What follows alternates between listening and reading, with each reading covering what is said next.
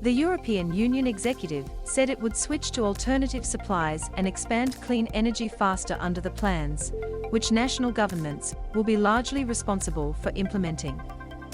Meanwhile, President Joe Biden announced the US would boycott Russia's oil, liquefied natural gas, and coal in a bid to thwart Putin's war machine and further punish him for his unprovoked attack. Ukrainians cross an improvised path under a destroyed bridge while fleeing Irpin. The sanction is designed to target a top source of income to Putin's economy. But the move is politically dicey, partly because it could further shake global energy markets and cause gas prices to soar at a time when many Americans are already struggling with record inflation rates and rising prices on everything from fuel and food to rent and furniture.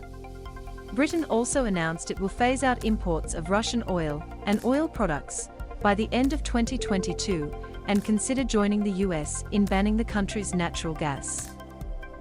British Transport Minister Grant Shapps, meanwhile, announced that any Russian aircraft to enter UK airspace will now be a criminal offence.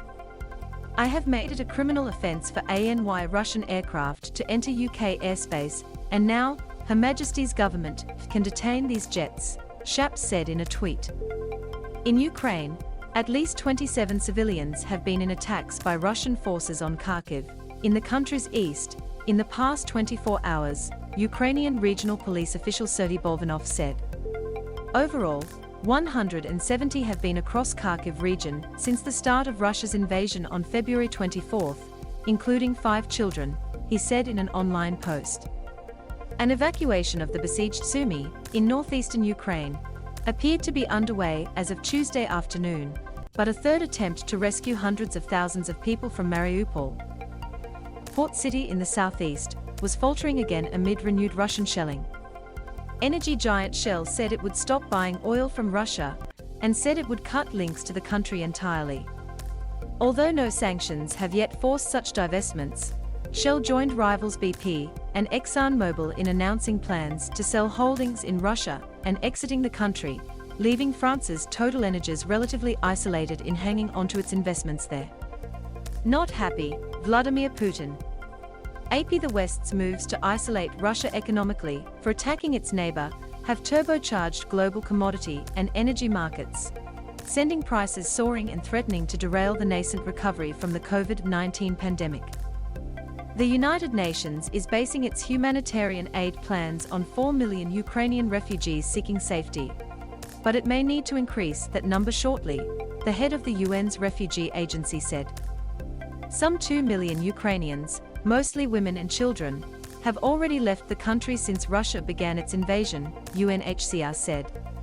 Loading leaders of US spy agencies said on Wednesday that Russian President Vladimir Putin may intensify the assault on Ukraine despite military setbacks and economic hardships resulting from international sanctions, setting up an ugly next few weeks.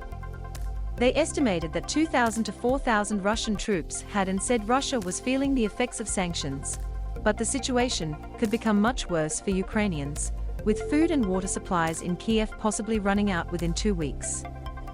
Putin angry. Our analysts assess that Putin is unlikely to be deterred by such setbacks and instead may escalate, Director of National Intelligence Avril Haines told the annual House of Representatives Intelligence Committee hearing on worldwide threats, where she testified with other intelligence agency directors. Haines said Putin's announcement that he was elevating his nuclear forces' readiness was extremely unusual since the 1960s, but that intelligence analysts had not observed changes in Russia's nuclear posture beyond what was detected during previous international crises. We also have not observed force-wide nuclear posture changes that go beyond what we've seen in prior moments of heightened tensions, Haines said. Loading William Burns, director of the Central Intelligence Agency, echoed Haines' assessment that Russia is unlikely to back down. "I think Putin is angry and frustrated right now. He's likely to double down and try to grind down the Ukrainian military with no regard for civilian casualties," Burns said. Burns said he and CIA analysts do not see how Putin can accomplish his goal of taking Kiev and replacing President Volodymyr Zelensky's government with a pro-Moscow or puppet leadership.